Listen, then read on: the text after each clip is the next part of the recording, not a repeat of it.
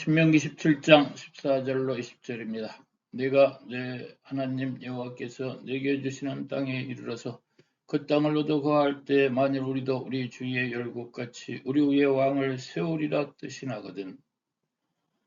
반드시 내 하나님 여호와의 택하신 자를 내 위에 왕으로 세울 것이며 내 위에 왕을 세우려면 내 형제 중에서 한 사람으로 할 것이요 내 형제 아닌 타국인을 내 위에 세우지 말 것이며 왕된 자는 말을 많이 두지 말 것이요 말을 많이 얻으려고 그 백성을 애굽으로 돌아가게 말 것이니 이는 여호와께서 너희에게 이르시기를 너희가 이후에는 그 길로 다시 돌아가지 말라 말 것이라 하였음이며 아내를 많이 두어서 그 마음이 미혹되게 말 것이며 은금을 자기 위하여 많이 쌓지 말 것이니라.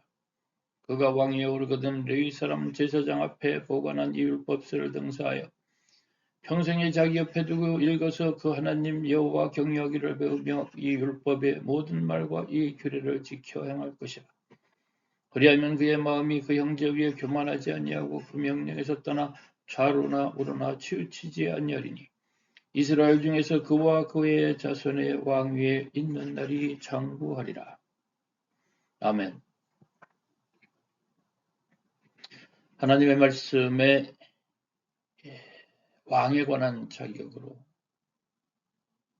지도자의 자격으로 표시한 신명기의 말씀입니다.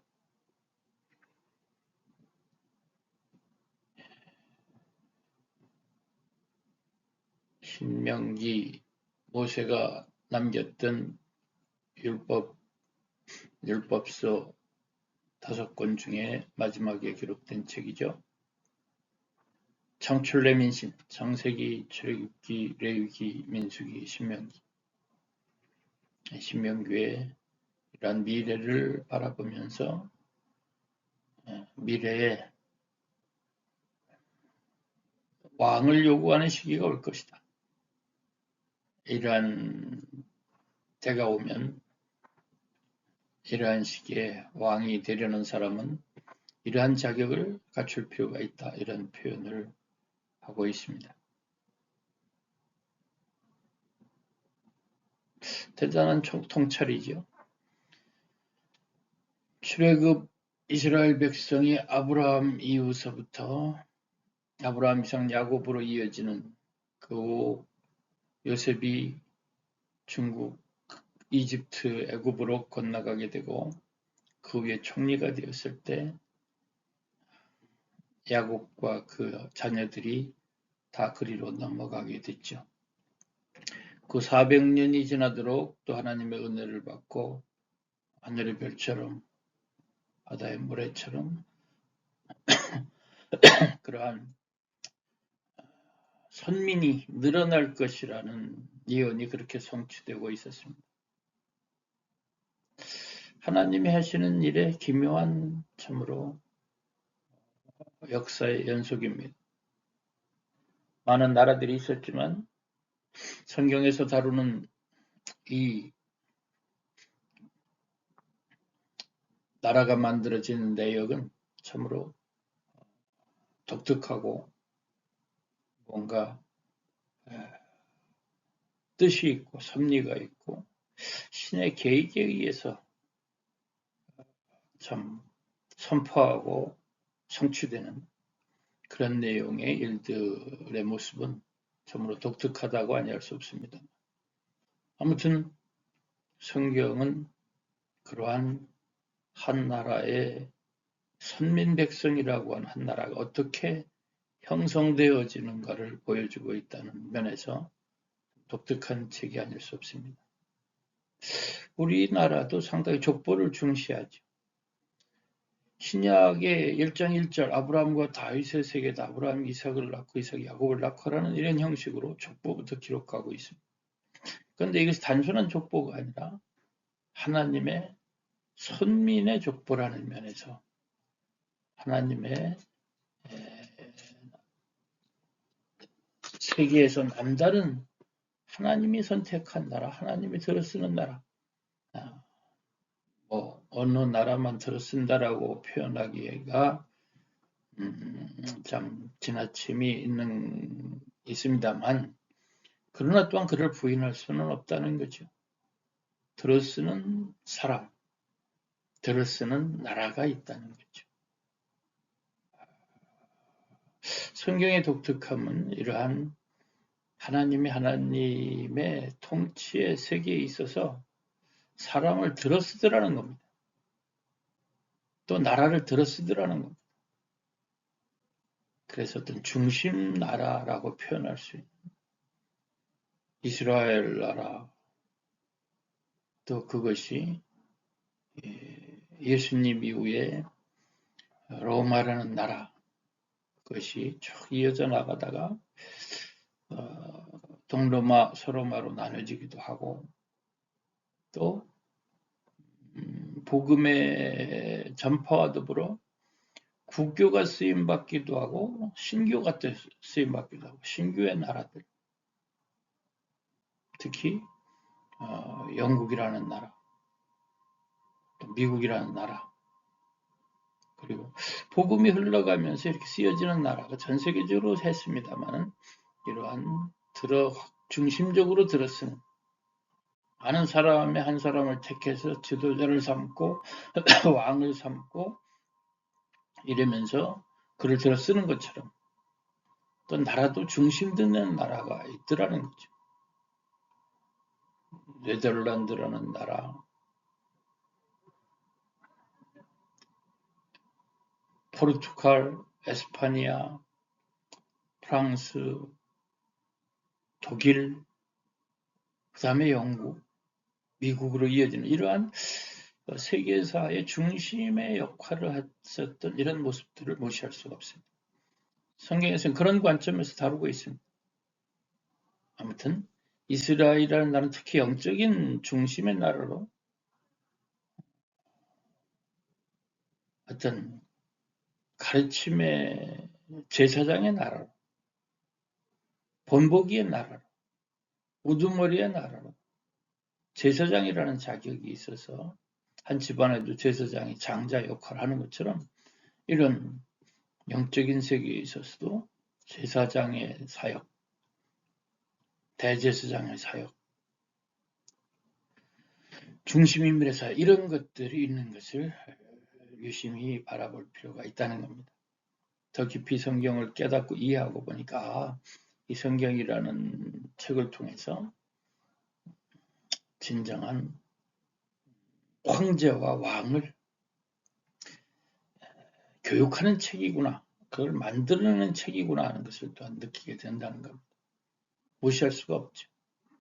단순한 사람의 이야기가 아니라 아브라함이라는 사람조차도 자기 집에 318명의 사병을 두고 자기 조카가 잡혀갔을 때 그를 구출해오는 이야기는 단순한 한 개인의 이야기가 아니라 한 왕 같은 그런 모습에 저 갈대아 우르에서부터 불러내가지고 가나안 땅, 이스라엘 땅에 데려다 놓고 나중에 이런저런 여러 과정을 겪으면서 주변의 모든 왕으로부터 오히려 존경을 받고 오히려 그들에게 두려움의 대상이 되기도 하고, 이야, 저 사람은 하나님이 들어쓰는 사람이다라고 이렇게 인정하게 만드는 역사가 있었다는 것을 주목해 보시길 바랍니다. 이런 면에서 성경은 왕이 제왕이 되는 사람들이 꼭 통찰할 필요가 있는 책인 것을 다시 한번 언급합니다. 우리나라에서도 지도자가 되고 왕이 되는 사람들 특별한 교육을 받죠. 조선시대에 그래서 성균관에서 경연이다 하는 왕을 교육하고 또 왕이 될 사람 제자들을 교육하고 학자들, 전국에서 뛰어나다는 학자를 데려다가 그런 교육을 시키는 장면들이 드라마에서, 사극에서 많이 보게 되죠. 세종대왕도 공부할 때 충녕대군이었던 시절에 그 배우는 사서삼경을 배우고 줄줄줄줄 외우는 이런 모든 것들이 아무나 볼 수 있는 글들이 아니고 그것들 또한 깊게 깨닫는 데는 특별한 그러한 무언가의 지도자 의식과 사명 의식과 왕을 되려면 이런 것을 해야 되는구나 하는 것을 그 뛰어난 스승들로부터 배우는 겁니다. 그와 같이 이 성경은 그러한 지도자를 만드는 책이다라는 것을 언급하지 않을 수가 없습니다.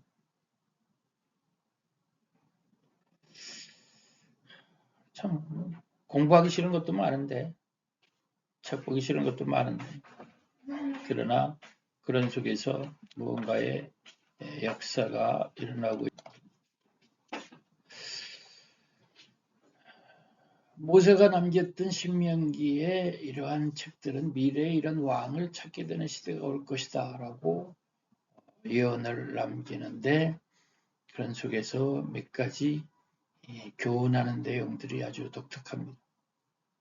내가 네 하나님 여호와께서 내게 주시는 땅에 이르러서 그 땅을 얻어서 거할 때 만일 우리도 우리 주의 열국과 같이 우리 위에 왕을 세워주십시오라고 하는 이런 요구사항이 있을 때를 예언했는데 실제 그렇게 됐죠. 그럴 때 왕들은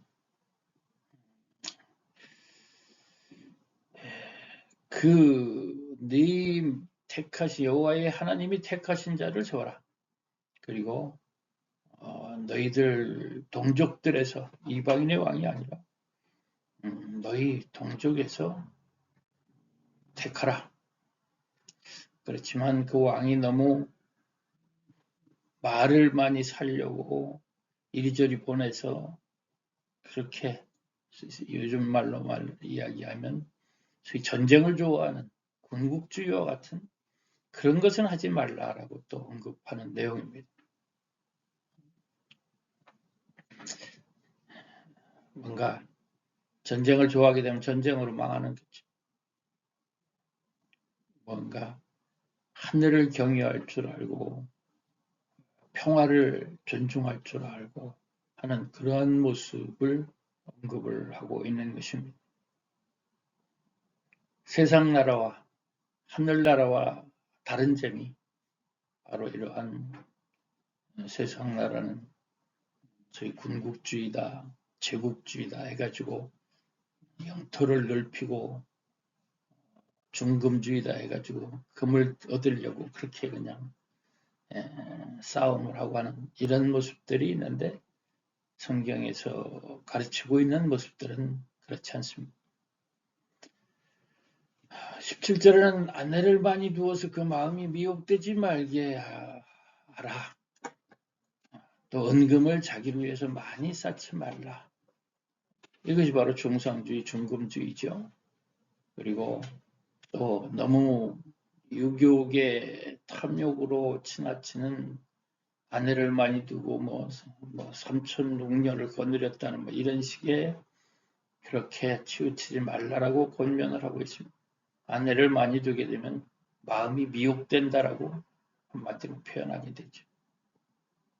인생이 그렇게 참 뭐 그러한 시절을 안 거치는 사람은 없습니다만 그러나 인생을 가치 있게 뜻있게 살려면 너무 편협돼서 너무 탐욕에만 너무 정욕에만 치우치게 되면 인생이 너무 가치성을 떨어지게 된다는 것.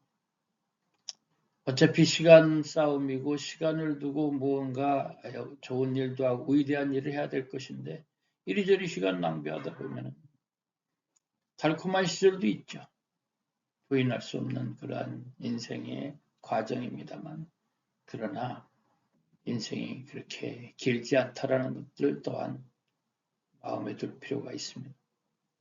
뜻있는 일, 가치 있는 일을 하는데 참으로 시간을 아끼고 마음과 뜻과 목숨을 다해서 전념해도 무언가 하나 만들어낸 데는 참으로 시간이 많이 걸린다는 겁니다. 이런 것들을 또한 생각하게 합니다.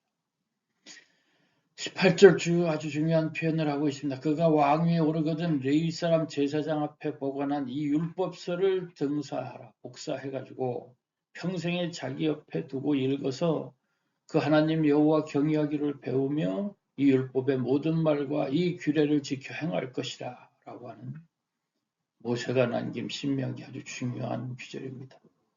이야, 이게 뭐길래 이 율법책이 뭐길래, 이 성경책이 뭐길래, 그것을 항상 자기 옆에다 두라.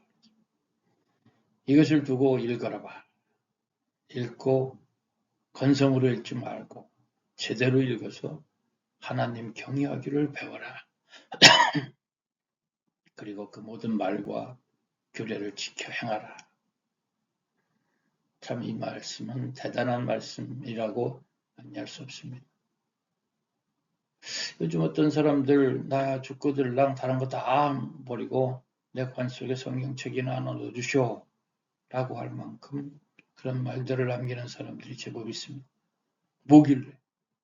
아까 말씀드린 바대로 이거는 제왕이 될 사람들, 인생을 제대로 살 사람들, 왕같은 제사장에게서 만인의 존경을 받고 만인을 다스리는 자들은 이 말씀을 깊이 바라보고 거기를 가까이 두고 이거를 복사해서 옆에 두고 그 내용을 깊이 묵상하면서 실천하도록 하라.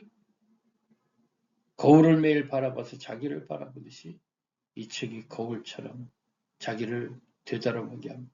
왕이 가야 될 길을, 지도자가 가야 될 길을, 참다운 하나님 앞에 잘했다 칭찬받는 그런 하나님의 영광을 나타낸 아들, 딸로서 가야 될 길을 기록해 놨다는 것입니다. 이 말씀이 3400년 전 모세라는 사람을 통해서 율법서에 이런 말씀을 내버려뒀습니다.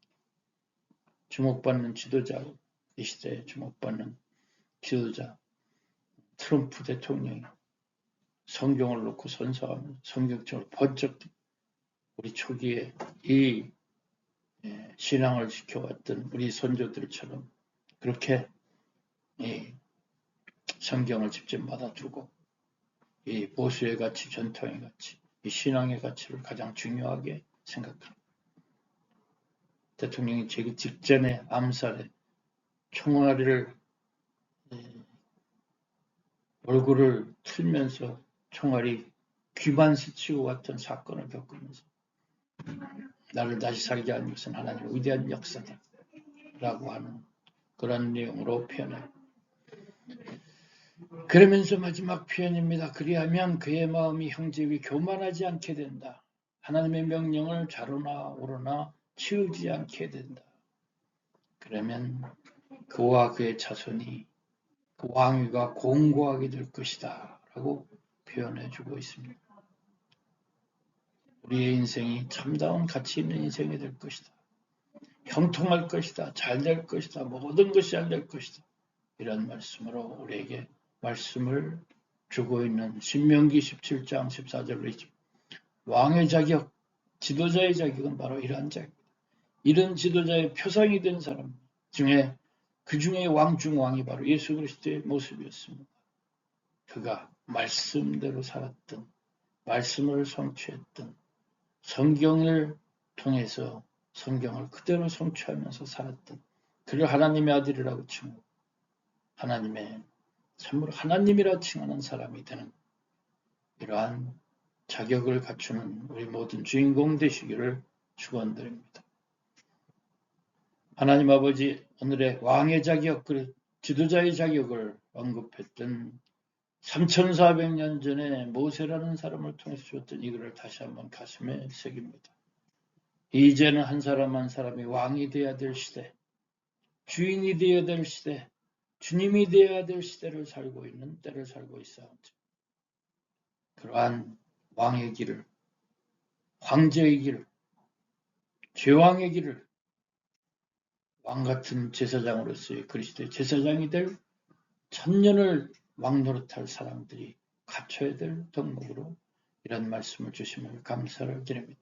가슴에 새기고 이마에 새기고 문설주에 새기고 옷에 새기고 평생같이 옆에 두고서 이 중요한 말씀을 묵상하고 그러한 길로 걸어가서 하나님의 자녀된 영광을 나타내는 시대에 하나님의 형상을 이룬 모두를 다스리는 자로서 부족함이 없는 그리스도의 형상을 이루게 하여 주시옵소서. 예수 그리스도 이름으로 감사하며 기도드리옵나이다. 아멘. 할렐루야. 오늘 말씀을 이러한 말씀으로 마무리 짓겠습니다.